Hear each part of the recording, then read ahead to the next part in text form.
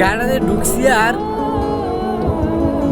কবর করতেছে আর চারিপাশে মানুষ আমার দিয়ে চাইছে কই যে ছোট পোলা আইছে। ওই দিন আমার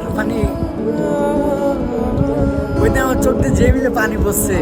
পরে আমি আমরা বাড়ির ঢুকুনের সময় আমাকে কবরস্থান, ওই কবরস্থানের সামনে আমার চাষায় কবর করতে আছে। আমার চাষে কবর করা তুই আয় আমার জ্বরে ধরে কান্দতে আছে। পরে বাড়ির ঢুকে দিই আমার মেজো ভাই আমার ধরে কান্না করতে আছে, আমার মায় তো পাগলের মতো হয়ে গেছে। আমার আব্বা অনেক শখ আছিল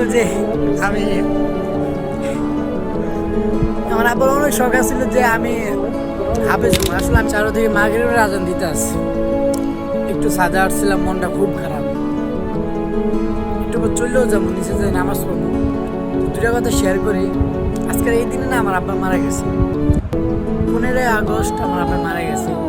তখন আমি দেশে ছিলাম, এখন তো আমি বিদেশ। তখন আমি দেশে ছিলাম, আমাদের বাড়ির পাশে আমাদের থানার পাশের থানায় উপজেলা ছিলাম। আমি আমার আব্বারে আমি দেখতে পারি নাই। আইসে শুধু মাটি দিছি, জানাজা নামাজটা আমি পড়াইছি। ওই দিনটা খুব কষ্ট ছিল, ওই দিন সকালটা অন্যরকম কাটছে।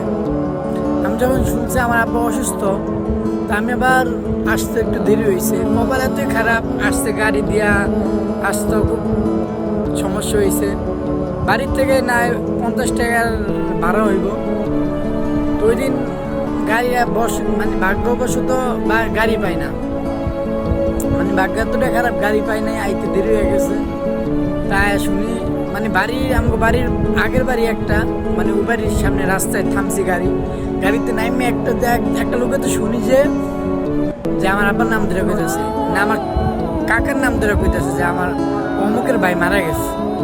তো অমুকের বাড়িতে আমার আব্বা, আমি বিশ্বাস করিনি। আমি এই কথা শুনে আরো তাড়াতাড়ি করে বাড়ির দিয়ে গেছি। একটু বাড়ির সামনে গাড়া, যে বাড়িটা ওই গাড়াতে ঢুকছি আর কবর করতেছে। আর চারিপাশের মানুষ আমার দিয়ে চাইছে কই যে ছোট পোলা আইছে। ওই দিন আমার চোখ দিয়ে যে মিলে পানি পড়ছে।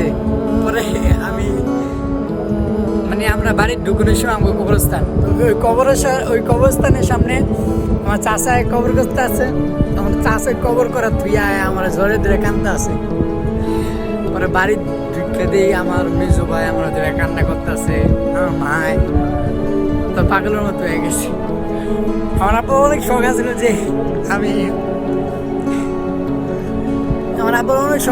যে আমি হাফেজ হবো। আসলে আমি হাফেজ হয়েছি, মাদ্রাসা চাকরি করছি, কিন্তু আমার আব্বাই দীক্ষা দিতে পারলো না।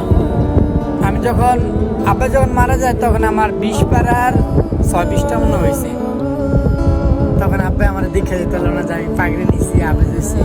এর পোলায় মাদ্রাসা চাকরি করছে, এর পোলার হাতে অনেক পোলা বাইরে বসছে, শিক্ষকতা করছি। এই জিনিসটা দীক্ষা দিতে পারে নাই। বিশেষ করেন ভাই, ওই দিনটা যে কেমন, আমি গেলাম ঘরে সবার ছোট ছিলাম, কিন্তু আমি মন বেড়ে কানতে পারিনি।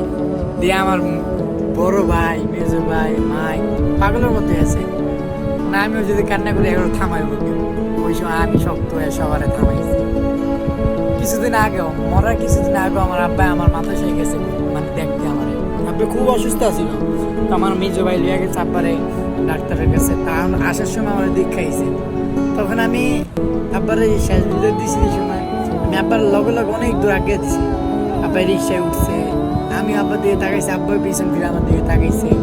এই অনেক দূর গেছে, মুসরা ঘুরছে আর আব্বারে দিয়ে না। এটাই আব্বাই শেষ দেখা দেখছি। পরে যে বাড়িতে আসছি, আইসা দিকে আব্বাই মারা গেছে। আসলে বাপ যে কি জিনিস, এই বাপ হারিয়ে বুঝতে আছে। এত বড় করছে, মানুষ করছে কত কষ্ট করে। আজকে আমার আব্বার মৃত্যু হয়েছে 15 আগস্ট। যদি আমার ভিডিওটা কেউ দেখে দেখেন, অন্তত আমার আব্বার জন্য একটু দোয়া করবেন। বেশি কিছু না, সূরা ফাতিহা একবার, সূরা ইখলাস 3 বার কইরা একটু দোয়া করবেন। যাদের বাবা মা আছে, বাবা মা থাকতে মূল্য দেন, আর কিছু বলার